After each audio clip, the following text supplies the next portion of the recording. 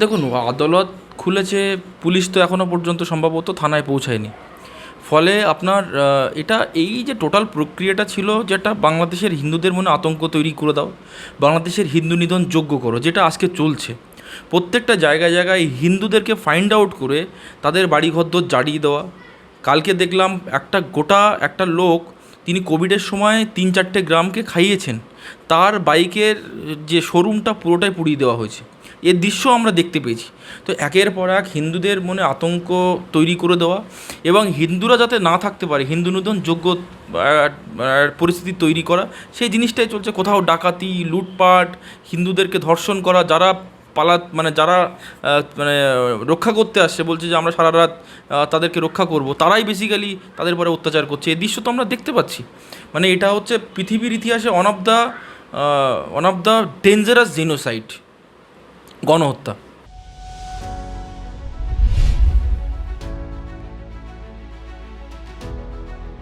না, এটা তো এদের পরিকল্পনা ছিল। দেখুন, এটা কোনো দিনই ছাত্র আন্দোলন ছিল না। আজকে যারা এইখানে বসে যাদের দরদ মারাত্মকভাবে দেখিয়েছিলেন, তারা আজকে কোথায়? যারা বলেছিলেন যে এই ছাত্র আন্দোলনের পাশে আছি, যাদবপুরে আন্দোলন করেছিলেন তথাকথিত বুদ্ধিজীবী সমাজ, তারাও মোটামুটি মুখ খুলেছিলেন, তারা আজকে কোথায়? আজকে আপনি দেখুন, কোটা আন্দোলন কোনো দিনই ছিল না। 2018 সালে আপনার এই আন্দোলনটা স্টার্ট হয়। তদানীন্তন শেখ হাসিনা গভর্নমেন্ট তুলে দেয় শেখ হাসিনা গভর্নমেন্ট তুলে দেয়।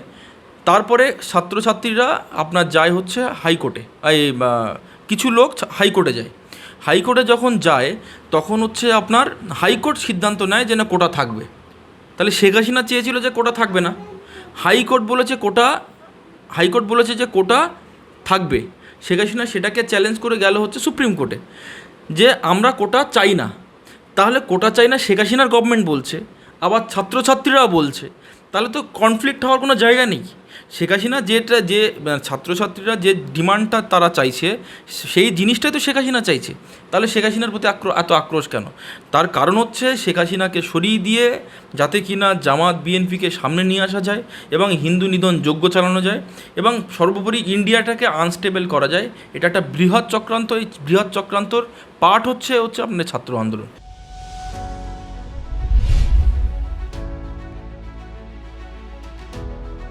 না, না, একদমই নয়। মানে এই যে আমি তো সেটাই বললাম যে কোনোভাবেই নয়, এটা কোনো দিনই ছাত্র আন্দোলন ছিল না। যারা ছাত্র আন্দোলন হয়, তারা কি স্থাপত্যগুলো ভাঙচুর করে? তারা কি রেল লাইন ভাঙচুর করতে পারে? তারা কি আপনার যেভাবে একটা মায়ের বয়সী লোকের যে মানে কাপড়গুলো সেভাবে দেখাচ্ছে, আপনারা দেখেছেন গণভবন থেকে যেভাবে লুটপাট হচ্ছে, এটা কোনো সভ্য সমাজে দেখা যায়? কোনো ছাত্রর পক্ষে কি এই আন্দোলন করা সম্ভব? সম্ভব নয় তো। এটা বেসিক্যালি ছাত্র আন্দোলন ছিল না, কোনো দিনই ছিল না। এটা আপনার হচ্ছে এটা হিন্দু বিরোধী, ভারত বিরোধী একটা আন্দোলন ছিল, যেটার প্রতিফলন আপনারা দেখতে পাচ্ছেন। আর আজকে তথাকথিত বুদ্ধিজীবী সমাজ এইখানে, পশ্চিমবাংলার তথাকথিত বুদ্ধিজীবী সমাজটা কোথায়? আজকে যে মানসিকতার লোক শেখ মুজিবুর রহমানের মূর্তিতে মানে আপনার পেশাব করছে, হ্যাঁ, তো সেই লোকগুলোর মানসিকতা তো এখানেও রয়েছে। যে লোকগুলো তাসলিমা নাসরিনকে বাংলাদেশ থেকে তাড়িয়েছিল, সেই লোকগুলো তো পশ্চিমবঙ্গ থেকে তাসলিমা নাসরিনকে তাড়িয়েছিল 2009 সালে, আপনার মনে থাকবে। আপনার এখানে আর্মি পর্যন্ত কল করতে হয়েছিল। যে লোকটা তাসলিমা নাসরিনকে তাড়িয়েছিল, তিনি এখন রাজ্য সরকারের মন্ত্রী, আপনার মনে থাকবে, এখন যিনি পাঠাগার মন্ত্রী রয়েছে। তাহলে তো একই জিনিস। মানে আজকে তারা সংখ্যা লঘু, যদিও 3-5-6টা আপনার জেলাতে তারা এখন সংখ্যাগরিষ্ঠ হয়ে গেছে, যেখানে যেখানে ওরা সংখ্যা লঘু থেকে সংখ্যাগরিষ্ঠ হয়ে যাবে, আজকে বাংলাদেশের মতো পরিস্থিতি এখানেও তৈরি হবে, যেটা তো আমরা তাসলিমা নাসরিনের ক্ষেত্রে দেখেছি।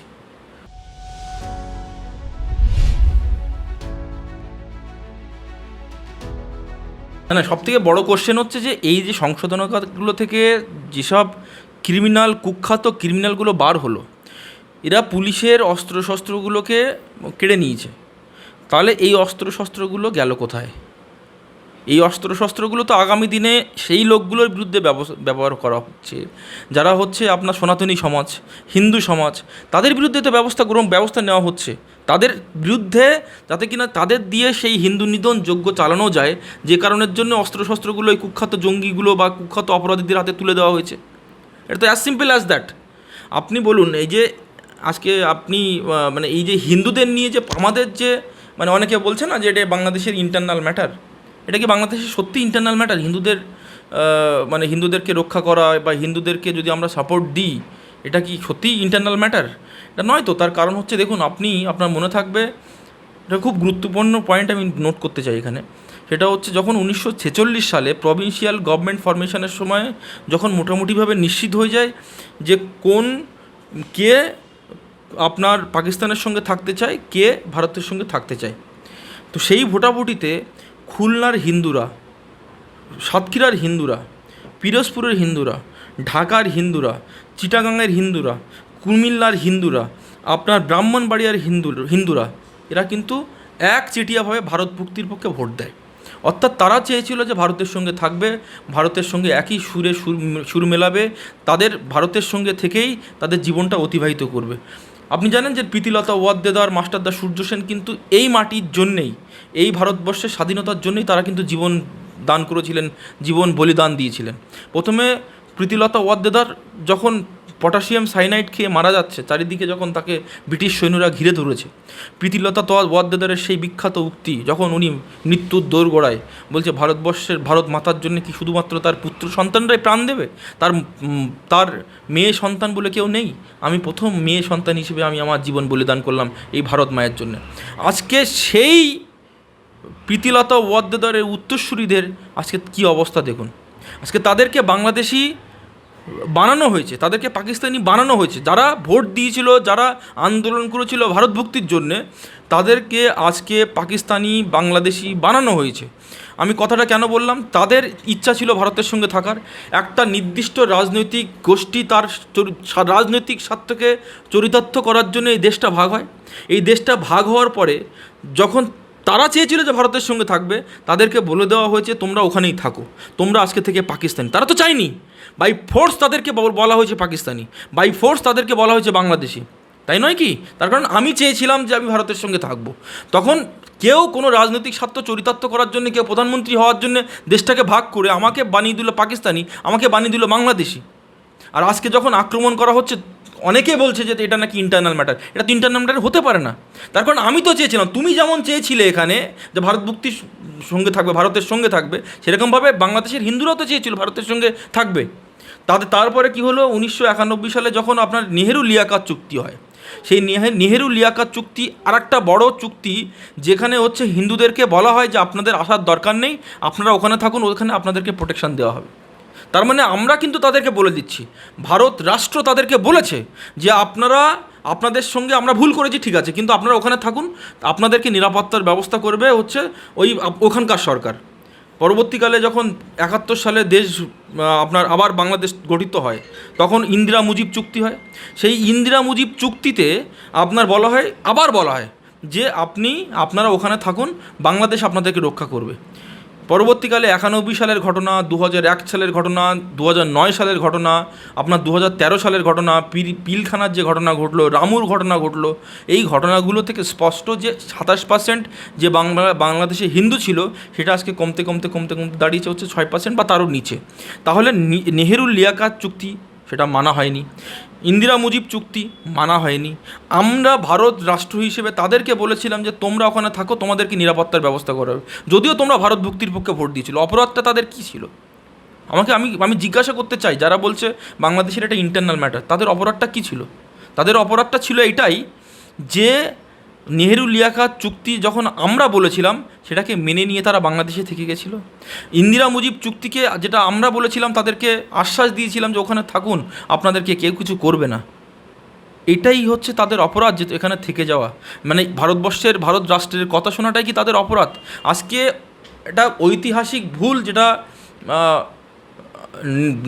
আপনার নেহেরুর দ্বারা হয়েছিল, যে ভারতকে বিভাজন করা এবং যারা ভারত মুক্তির পক্ষে ভোট দিয়েছিল তাদেরকে পাকিস্তানি বানিয়ে দেওয়া, তাদেরকে বাংলাদেশি বানিয়ে দেওয়া। আজকে যখন তারা অর্ধেক গলা জলের ভিতরে দাঁড়িয়ে বিএসএফকে প্রার্থনা করছে, আমাদের এখন উচিত হচ্ছে তাদেরকে অবিলম্বে সে আমাদের পুরনো যেটা ভুলটা করেছিলাম, সেই ভুলটা যেন প্রায়শ্চিত্ত করতে পারি, তার সময় এসছে। আমাদের ঐতিহাসিক ভুলের প্রায়শ্চিত্ত করার সময় কিন্তু এখন।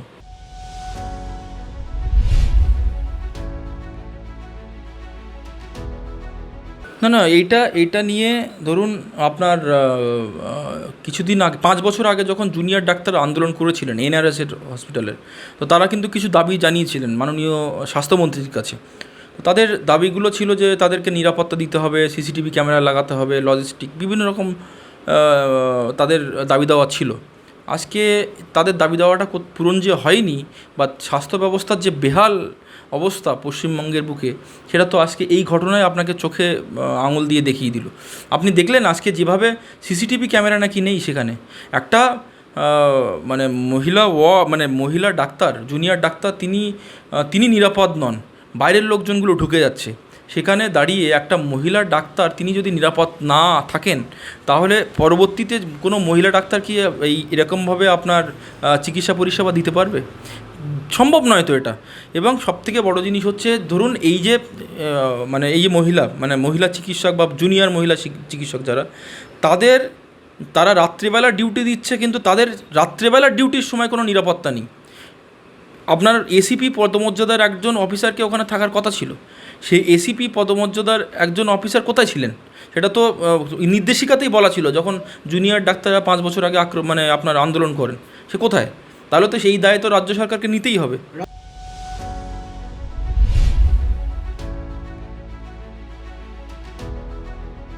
এই যে পরিকাঠামোর এই অবস্থা, ক্যাজুয়ালনেস, উনি চান না বেসিক্যালি বিভিন্ন রকমভাবে ভাতা বা বিভিন্ন রকম এইসব করে আপনার টাকা পয়সাগুলো নয়ছয় করছেন, চুরি করছেন, দুর্নীতি করছেন, এইসব দিকে তো তার খেয়াল নেই। আপনারা দেখছেন ইউএন লাইভ, বাংলা খবরের শেষ কথা।